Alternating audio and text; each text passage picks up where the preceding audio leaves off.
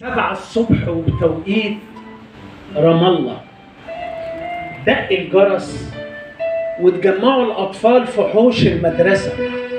كان في مسافة في الطابور الوقفة فيه 5 أول. كان في مكان فاضي. الشمس نزلت من السماء، وقفت مكان تلميذ نجيب اسمه محمد. استأذن امبارح يزور عيسى ابن مريم ويعود معاه لما الحياة ترجع حياة.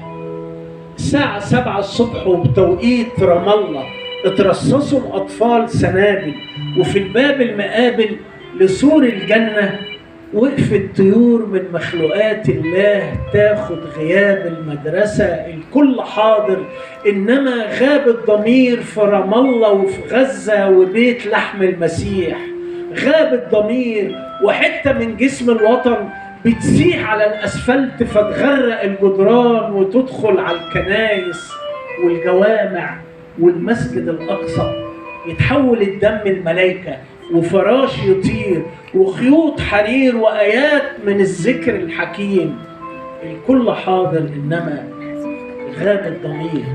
بعد النشيد الصبح وتحية العلم اللي واقف زي صورة للمسيح، طلعوا الولاد الفصل، طلعوا الكراريس. الشمس قاعدة مكان محمد، والحصة كانت درس عربي على السلام.